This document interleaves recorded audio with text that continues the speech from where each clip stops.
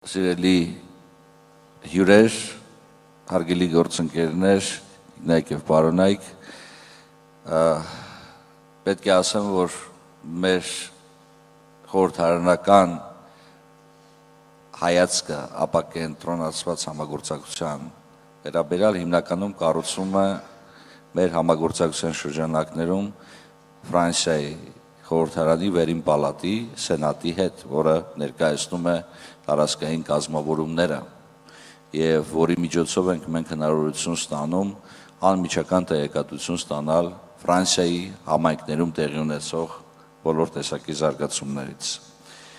Եվ պետք է ասեմ, որ շնորհիվ այդ համագործակցության Հայաստանի Հանրապետության ազգային ժողովի և Ֆրանսիայի սենատի միջև մենք հնարավորություն ենք ունեցել ըստ էության այցելել բոլոր այն հատվածները թե Հայաստանի, թե Ֆրանսիայի, որտեղ մենք այս 30 տարիների ընթացքում կարողացել ենք ձևավորվել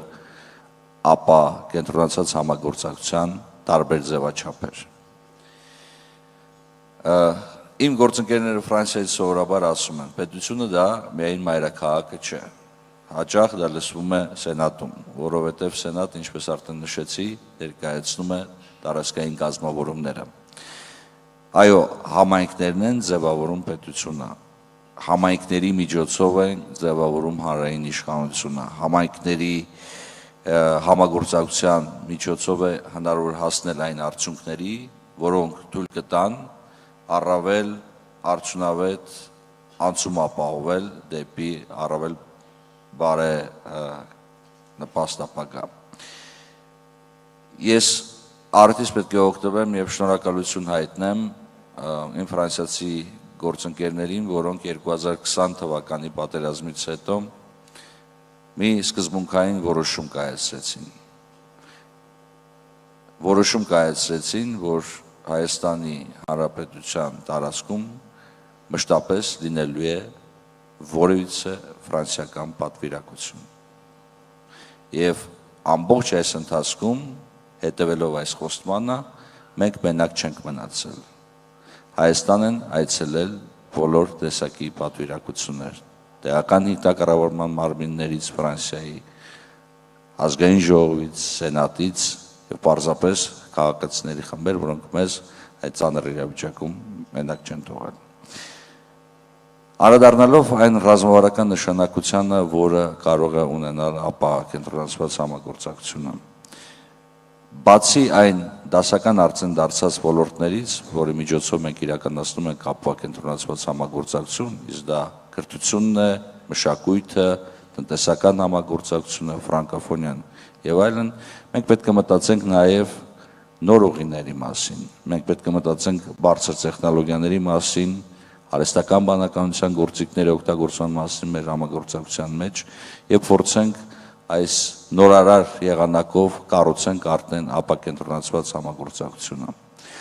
Հարգելի գործընկերներ, իրականում, երբ որ մենք խոսում ենք Ֆրանսիայի մեր գործընկերների հետ ապակենտրոնացված համագործակցության մասին, դա մենք ընկալում ենք որպես առավելապես ֆրանսիական ընկերությունների,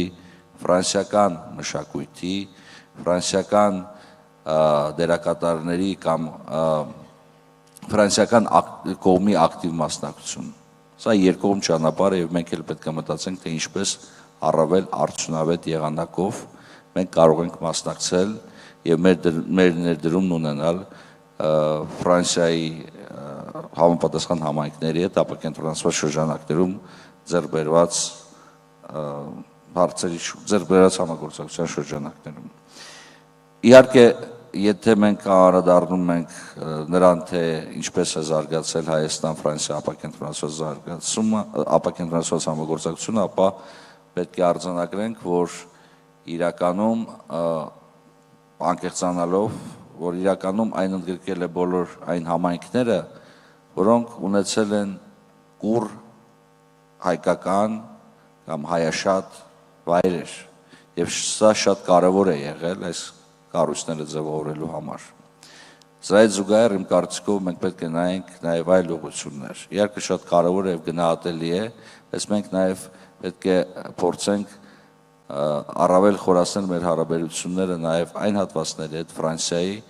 որտեղ թեև չկան հայաշատ մեծ համայնքներ, բայց կա շատ մեծ ցանկություն համագործակցություն հաստատելու Հայաստանի Հանրապետության հետ, եւ մենք եւս պետք է շարժվենք այդ ճանապարհով։ Իհարկե, խոսեցինք նրա մասին, թե ինչ դերակատարություն ունի եւ ինչ դերակատարություն կարող է ունենա ապակենտրոնացված համագործակցությունը ժողովրդավարության, ռազմավարական մեր նպատակների իրականացման համար, բայց սա զուգահեռ նաև մի կարևոր բան կա, որը խորհրդարանական տեսանկյունից պետք է ասեմ։ Գիտեք, այն շատ կարևոր է Հայաստանի Հանրապետությունում հանրային իշխանությունը եւ համայնքային իշխանությունները ձևավորելու եւ զարգացնելու համար։ Եվ պետք է ասեմ, որ շատ դեպքերում Ֆրանսիայի համայնքային իշխանությունները շատ ավելի խիզախ եւ շատ ավելի արագ են գտնվել, որովհետեւ շատ ավելի արագ եւ շատ ավելի կոշտ արձագանք են տվել այն բոլոր իրավիճակներին, երբ անհրաժեշտ է եղել սատար կանգնել Հայաստանի Հանրապետությանը։ Եվ իհարկե չեմ կարող չանդրադառնալ նաև նրան, որ ինչպես ասում էր ֆրանսիացի մեծ գրող Անտուան դե Սենտ-Էքզյուպերին իր փոքրիկ քայլերի արվեստ ստեղծագործության մեջ, մենք պետք է սովորենք փոքրիկ քայլերի արվեստին։ Մենք պետք է կամաց շարժվենք առաջ։ Այս հսկայական միջոցառումը այսօր սկիզբ չի առել երեք, այն փոքրիկ քայլերի արդյունք է եղել։ Եվ այսօր մեկ